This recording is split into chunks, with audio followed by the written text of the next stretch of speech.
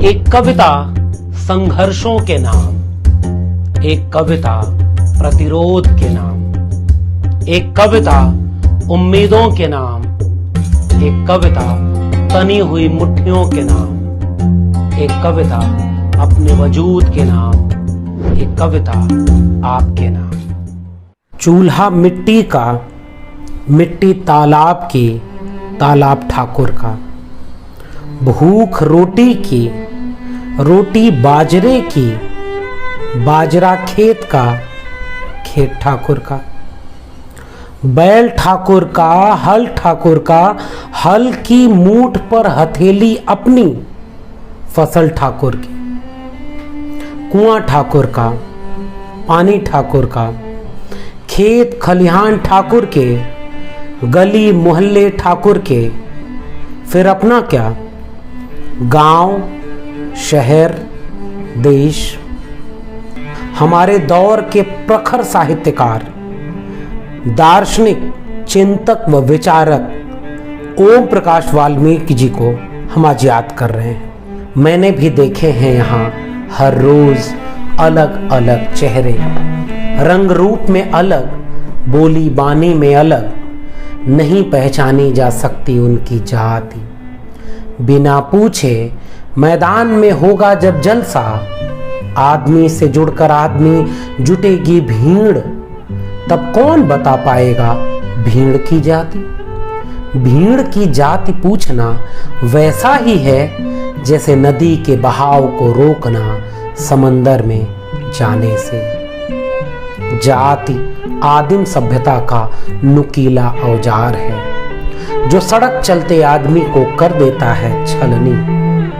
एक तुम हो जो अभी तक इस जाति से चिपके हो, न जाने किस ने तुम्हारे गले में डाल दिया है जाति का फंदा, जो न तुम्हें जीने देता है न हमें। यहाँ कुछ शब्द ऐसे हैं जिनको मैंने एडिट कर दिया है माजरत के साथ। इसी कविता के अगले खंड में ओम प्रकाश वाल्मीकि लिखते हैं कि लुटेरे लूट कर जा चुके हैं, कुछ लूटने की तैयारी में है। मैं पूछता हूं क्या उनकी जाति तुमसे ऊंची है?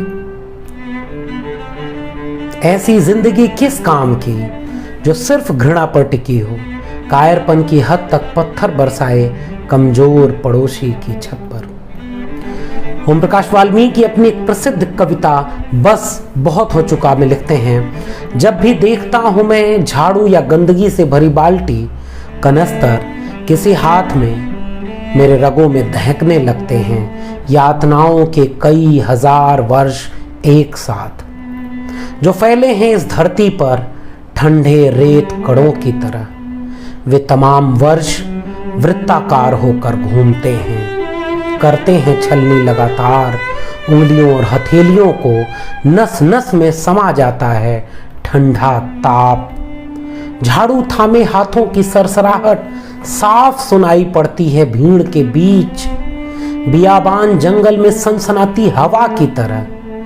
गहरी पथरीली नदी में असंख्य मूक पीड़ाएं कसमसा रहे हैं मुखर होने के लिए रोष से भरी हुई। बस बहुत हो चुका चुप रहना, निरर्थक पड़े पत्थर अब काम आएंगे संतप्त जनों के।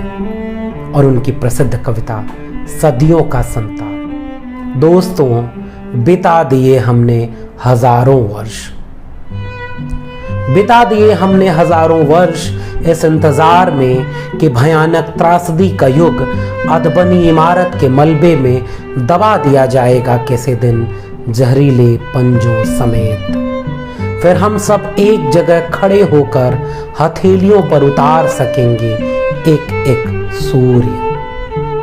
फिर हम सब एक जगह खड़े होकर हथेलियों पर उतार सकेंगे एक एक सूर्य, जो हमारी रक्त शिराओं में हजारों परमाणु क्षमताओं की ऊर्जा समाहित करके धरती को अभिशाप से मुक्त कराएगा।